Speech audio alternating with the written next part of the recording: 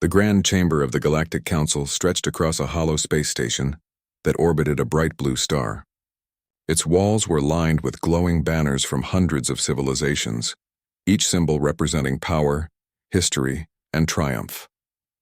For centuries, this chamber had been the center of interstellar politics, where the greatest powers debated, argued, and displayed their dominance.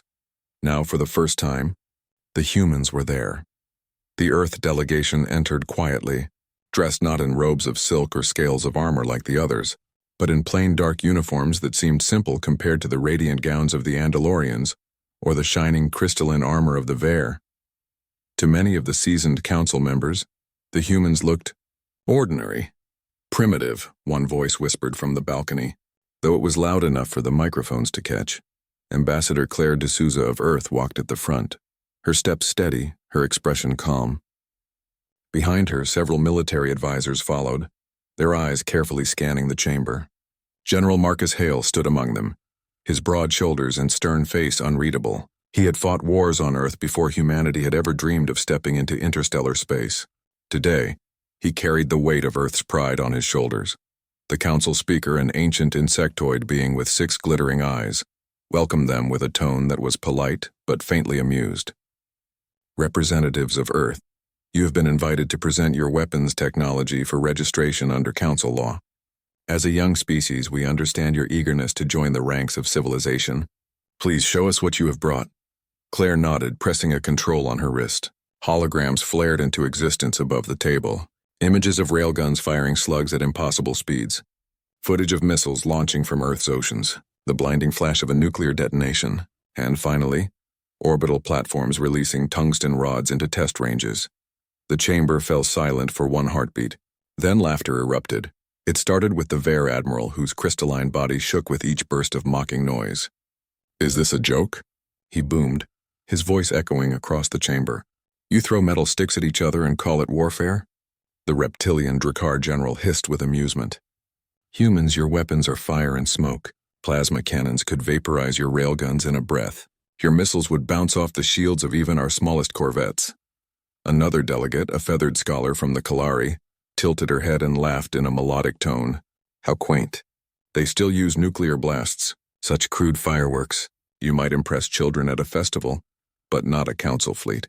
The chamber roared with amusement, dozens of species shaking their heads or clicking their mandibles in mockery. A few even clapped their claws as though the humans had performed a comedy routine. General Hale remained motionless.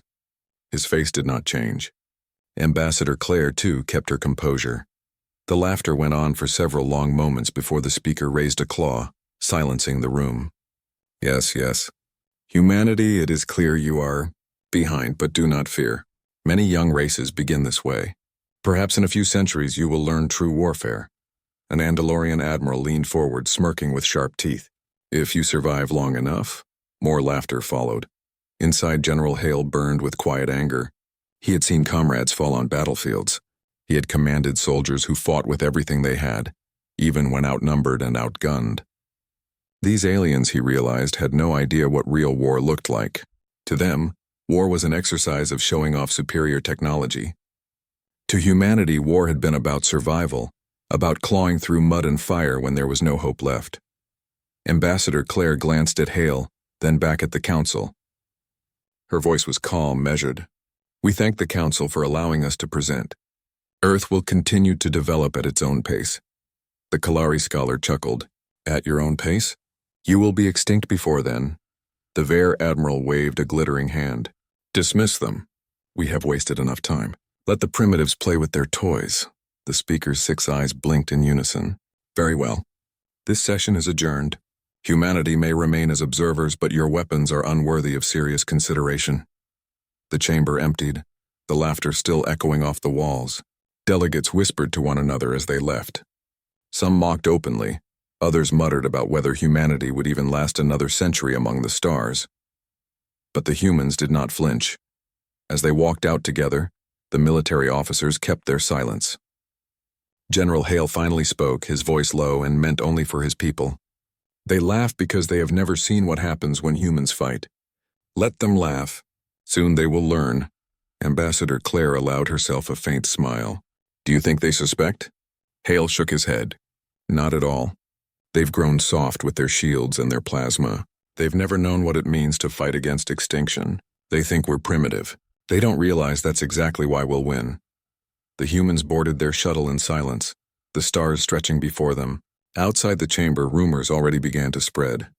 Some aliens whispered that Earth's calmness was strange, too calm for a species just humiliated.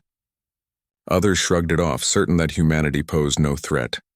But far above Earth, in the void of space, human fleets were already waiting. Their primitive weapons gleamed under the light of distant suns, ready to fire. And when the time came, the galaxy would remember this day, the day they laughed at humans. Part 2, the first battle. The alien fleet arrived at the edge of the Sol system without warning. Dozens of ships glided out of slip space, their hulls glowing with the pride of centuries of technological supremacy. Cruisers, destroyers, and carriers formed a perfect formation, shining like a wall of arrogance against the void. They had come to test the humans. For the alien commanders, this was not war. This was entertainment. They were so certain of victory that some captains opened private channels to place wagers on how long the human fleet would last. Would Earth surrender in 10 minutes? Or perhaps 5? On the bridge of the alien flagship, Admiral Zaylor of the Veer lounged in his crystalline command chair. His body glimmered in the starlight as he clicked his facets together, a gesture of amusement. Humans believe themselves clever, he said to his officers. But we will remind them they are children. They bring slingshots to a war of suns. His officers laughed. But far away, near Earth's orbit, the human fleet waited. Their ships were smaller, less decorated, and less advanced by alien standards. No glowing plasma cores, no shimmering energy sails. Just metal hulls, missile bays, and railgun barrels that looked crude compared to the elegance of their enemies. General Marcus Hale stood on the command deck of the human flagship Resolute. The bridge was quiet, every officer focused on their screens. Red lights pulsed along the walls, not out of panic, but readiness. Hale's eyes remained on the tactical display. He knew the aliens were laughing at this very moment. He also knew laughter would not stop what was coming. Enemy fleet in position, reported Commander Ruiz. They've sent a broadcast demanding our immediate surrender. Play it, Hale said. The screen flickered. Admiral Zaylor's glittering face appeared, arrogant and full of mockery.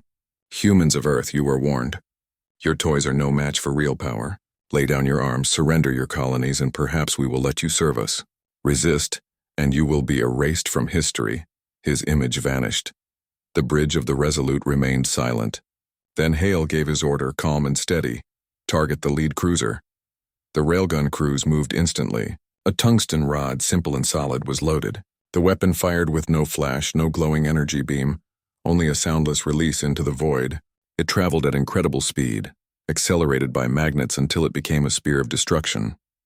The aliens did not react.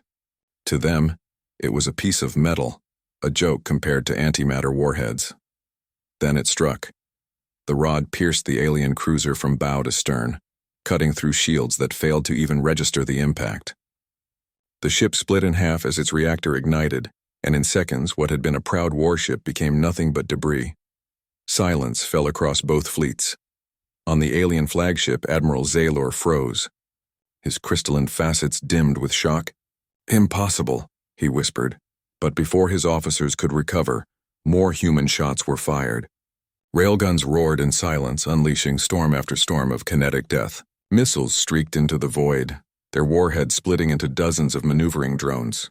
Nuclear detonations flared not as desperate weapons but as tools to blind sensors and scramble alien formations. The aliens had never faced such tactics. Their doctrines were built around predictable battles, where superior firepower decided victory.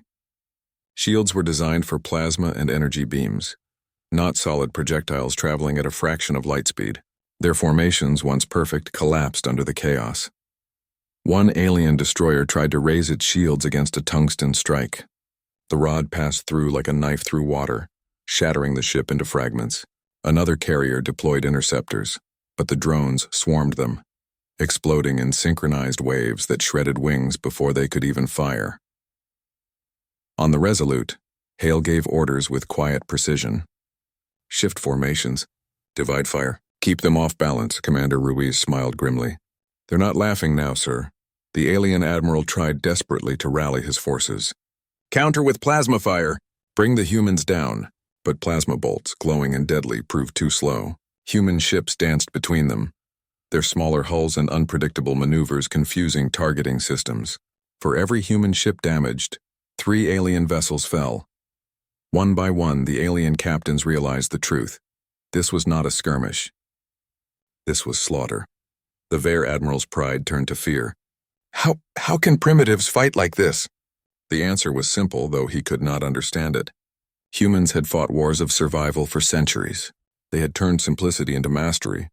Every missile was launched with a purpose, every strike calculated to shatter not only ships but morale. As the alien fleet burned, Admiral Zayler sent a final desperate command. Retreat! Retreat at once. But slipspace drives required time to charge. Time the humans did not allow. The Resolute fired its main railgun one last time. The rod streaked into the flagship, tearing through the Admiral's chamber. For an instant, Zayler saw the void rush in, his crystalline body cracking in horror. And then there was nothing. The alien fleet was broken. Wreckage drifted across the stars, glowing with the fire of ruined pride. On the bridge of the Resolute, cheers erupted as the last hostile signature vanished. But General Hale remained still, his gaze fixed on the fading battlefield. Let this be a lesson, he said quietly. We do not seek war, but if they bring it to us, they will learn why humanity endures. The officers nodded, their faces lit by the cold light of victory. Far away, the surviving alien scouts fled into the darkness, carrying with them the story of what had happened. They would tell the Council. They would tell every world, and the galaxy would never laugh at humans again. At first, many did not believe it.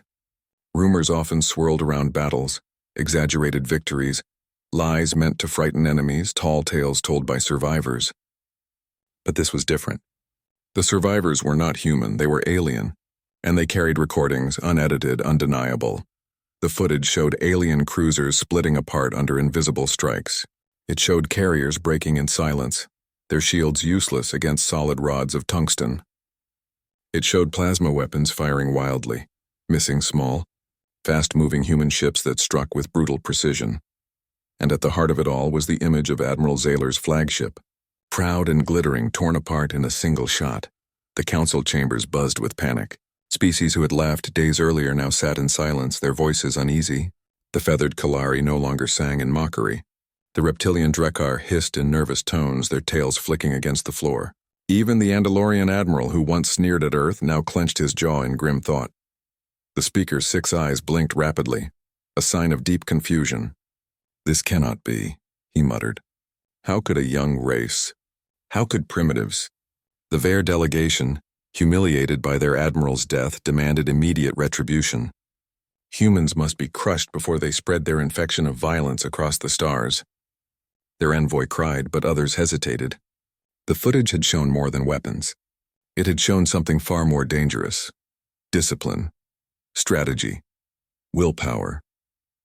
One Kalari scholar whispered, "They fight as if every battle is survival. They do not fear death the way we do. They shape war itself as if it were their craft." The chamber grew restless. For the first time in centuries, the council faced an unknown they could not laugh away. Meanwhile, back on Earth, the human fleet returned to thunderous cheers. Cities lit up in celebration. People poured into streets, waving flags and chanting with pride. For so long, humanity had been mocked, dismissed, treated as little more than children by the galaxy. Now they had proven themselves. General Hale did not join the celebrations. He stood in the command center of Earth Defense, his eyes on the live feeds from the Council's emergency session. He listened carefully, knowing every word spoken there would shape humanity's future. Ambassador Claire joined him, her uniform crisp, but her face weary. "They are terrified," she said softly. "Some want to fight us. Others want to ally with us, and some don't know what to do." Hale nodded. That was the plan. Terror is a weapon, too. Now they hesitate. Claire looked at him with curiosity. "Do you think they will ever see us as equals?" The general's jaw tightened. "Perhaps, but not today. Today they see us as a threat, and that is enough." The council demanded a human presence once more. The chamber was no longer filled with laughter. Instead, an uneasy silence hung in the air as the human delegation entered again. Ambassador Claire stepped forward, her calm voice carrying across the room. "You summoned us, speak." The speaker shifted uneasily. "Humanity has demonstrated unusual capability. Your weapons, though simple, have proven effective. But we must ask, what is your intent? Do you seek to conquer? To enslave? To destroy?" Claire raised her chin. "No, humanity does not seek war, but we will not kneel. We will not surrender, and we will never again be mocked into silence." The chamber rippled with whispers. The Kalari scholar leaned forward, her feathers trembling. How did you design such weapons? They are crude yet unstoppable. Why use rods and bombs when you could use energy?" General Hale, standing at Claire's side, finally spoke. His voice was deep and steady. "Because we are not like you. We did not grow in peace. For centuries, our people fought each other with everything they had. We learned to win with little. We learned to fight when outnumbered. We learned to strike when hope was gone. Every war we fought on Earth was a teacher, and we listened well." His words struck the chamber like thunder. The Drakkar general hissed in disbelief. "You forged your strength through war? Against yourselves?" Hale's eyes narrowed. "Yes, that is why you cannot understand us. Your weapons are advanced. Ours are simple. But war is not about the weapon. It is about the will to use it. And humanity's will is unbroken." The chamber fell silent. No one dared to laugh now. Across the galaxy, worlds began to whisper of humanity. Some feared them, calling them the predators of Earth. Others admired them, whispering about courage and resilience. A few even sent secret envoys hoping to form alliances before the council could act. But the most important change was invisible. For the first time, the galaxy believed humans could not be ignored. In hidden chambers, alien leaders debated. Should they crush Earth now before it grew stronger? Or should they offer alliances, hoping to share in its terrifying strength? No decision came easily, but the humans already knew their answer. Back on the Resolute, General Hale stood once more at the viewport, watching the stars. He spoke to his officers, his words calm but heavy. They thought us primitive. They thought us weak. But now they know the truth. And soon they will learn the rest. Commander Ruiz asked quietly. "The rest, sir?" Hale's gaze never wavered. "That this was only the beginning. Humanity is not just here to survive. We are here to rise." The council would remember the day they laughed at humans, the day they mocked primitive weapons, the day their fleets burned under fire they could not stop. And in the silence that followed, a single truth echoed across the stars. Never underestimate humanity.